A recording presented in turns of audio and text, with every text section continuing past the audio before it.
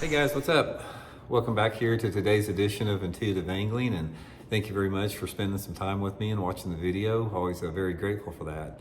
Got a good video for you guys today. I got some really good casting tips I'm going to pass along to y'all. It really helped me win the Bass Pro Shops National Casting Championship.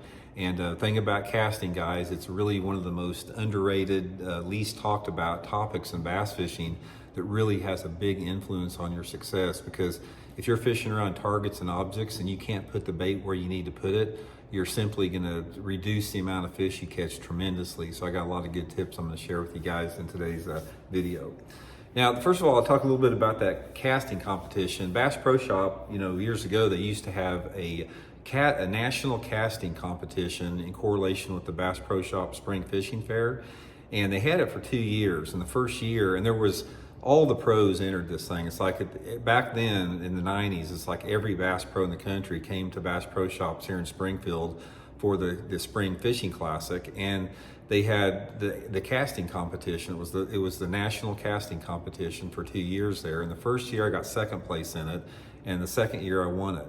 So I want to give you guys some tips and advice on that. And that's one of the things that I had to learn early, guys, because one of the things about how I started as an angler is I didn't have any money at all. And I didn't even have enough money to put, gas in my truck to go sneak in farm ponds. Just mowing grass, you can't make a lot of money. But one thing that I could do that helped my fishing is I could practice my casting. So I spent so much time when I was young just casting, getting really good at casting, and it paid off later in my career, when I started fishing the tour. So I wanted to pass along a few of those tips with you guys here. So first of all, it's pretty simple. One of the things about casting is it's like anything else, it requires practice. It's like, you're gonna get better at casting simply by doing it more and more, but there's a couple different things that you need to focus on that's really gonna allow your casting accuracy to go to that next level. Now, first thing, guys, is you have to have the right setup for the lure that you're fishing. When you're trying to be really accurate at casting, I don't care if you're using a crankbait or a jig or a spinnerbait or whatever, you got to have the right rod setup and reel setup in order to maximize that efficiency. So a lot of it has to do based upon the weight of the lure with the tip of the rod, as far as how soft or how stiff the tip is, because the flex and the taper of a rod has a lot to do with your ability to put that lure into tight places. So you always want to make sure that you pay attention to the little recommendation as far as lure weights on your rod and reel outfits. That's a big help as far as matching it up to the right action rod. And then I'll obviously get you a good bait casting reel, a good smooth reel that doesn't backlash a lot. You guys heard me talk about this new Okuma reel that I've been using, this X1000 HA. Got these at a Tackle Warehouse, just like you guys do. If you want to get one, I'll put that link in the description for it. But main thing, it's like hitting a good shot in golf or whatever, you got to have some decent equipment in order to maximize that. Now, the first thing, guys, is when you're talking about casting accuracy, you've got to really focus on your mechanics as far as trying to see. One of the things I like to do is I try to pretend that my rod and reel is simply an extension of my hand out there.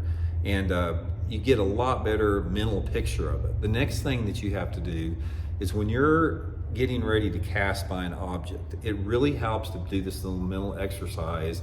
Just sort of take a time before you make a cast to sort of visualize what that cast is going to look like. It's like if you're coming up to a stump or a boat dock, or you're getting ready to flip or pitch a bush, as you're getting ready to make that cast, it just takes a split second. Just visualize that cast going exactly where you need it to be. It could be going into that little opening in that bush. It could be going right close to that, dock pier. It could be getting just perfectly parallel to a rocky bank. Just that mental visualization sort of helps activate sort of that muscle memory and that your brain to your muscle connection there. A lot of people have never talked about that or don't talk about it, but it does have a big impact. It's almost like when you try to visualize that, it's like there's something that clicks within inside your brain and your musculature and your nervous system that sort of helps that accuracy. It really works. Just give it a try. But the next thing, the thing that I really wanted to share with you guys here, and this is the thing that allowed me to win the Bass Pro Shop National Casting Contest against all the top pros in the world, including some of the national casting champions that were there, was the ability and the need to use your wrist when you're casting. Because accuracy in casting, it comes from two different things. It comes from your ability to be good at depth perception as far as the targets you're looking at, and it has to do with wrist action. Now, one of the things you can do is I can look at somebody, I can watch somebody make a cast, and I can tell right off the bat how accurate they are. Because here's a prime example about somebody that is not that good at pitching and flipping. This is how they do it. You know, they'll go out there and they'll go like that. It's like they use their whole arm, almost like they're trying to throw the bait out with their whole arm, or they cast like this, you know, like that. If you do that, guys, if you're one of the anglers that do that, just be aware of the fact that you're doing it, because you're taking your accuracy away. You never want to feel like you're trying to throw it out there. It's truly a sign of somebody that doesn't fish very much. I'm not trying to put somebody down, because we all have to start somewhere. But the main thing that I want to tell you, if you're one of those anglers that pitches and flips like this or casts like that, just be aware of it, that you're using all the wrong parts of your body. The only thing that you need to use, guys, is your wrist action here. So when you're pitching and flipping, guys, your elbow should stay stationary, and it should just be like this. Just a quick flick of the wrist like that. Or if you're casting, it's just like this. Or even the sidearm, just like that. Sidearm like that. Make all the motion within your wrist like that. Because when you cast from your wrist here, your center of gravity and the stabilization of your whole body, it stays completely locked in, and you can control the accuracy and the force needed as far as the distance goes, as far as the force that you put on that wrist to get the distance of that cast. I don't care if you're casting two-handed like that or just one-handed like that.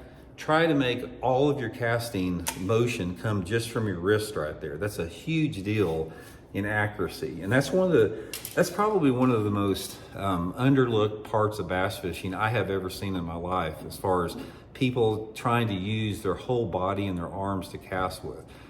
That's the number one thing, guys. Use your wrist. Get your wrist in really good shape. One of the things you can do with that is just get you a couple little 5-pound dumbbells and just do wrist curls like that. That plays a big role as far as strengthening those forearm and those wrist muscles. You know, also do wrist stretches like this. You know, take your hand like that, you know, flex your hand back, go underneath like that, go like that. Try to get that range of motion in your wrist and just stretch it all the time. Also, by doing this, guys, this will really help eliminate any type of carpal tunnel or any type of tennis elbow if you do that. But just get that wrist nice and flexible.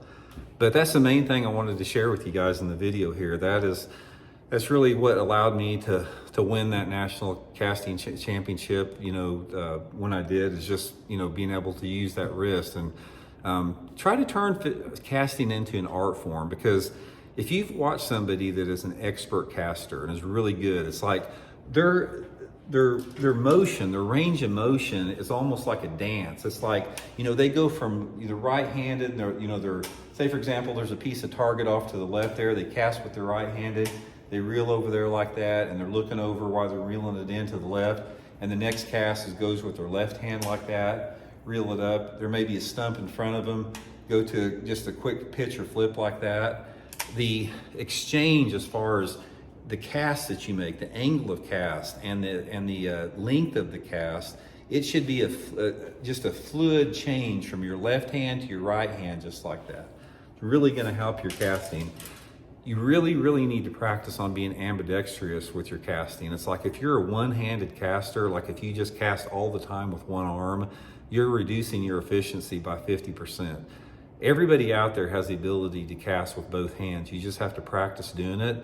And once you get good with both hands, where you can cast just as easily with your left and right and with two hands, again, it becomes a fluid motion, almost like a dance. And it's truly, you know, incredible to watch somebody that's a really good caster pick apart cover with that. So anyway, guys, that's just a quick tip with it. You know, focus using your wrist out there, stop using your arms, stop using your whole body, and stand up, guys. Unless you have some type of disability, you know, back problems, knee problems, whatever, that doesn't allow you to stand up in a boat, if you stand up, your casting accuracy automatically is going to increase by 25 or 30%. It's like, you should never sit down, even in a butt seat in a bass boat to fish. You're taking yourself away from the maximum casting accuracy. So I'd highly encourage you guys to stand up if you're physically able to do that. So anyway, try it out, guys. It'll help you become a better caster. Hope it works for y'all, and we'll talk later.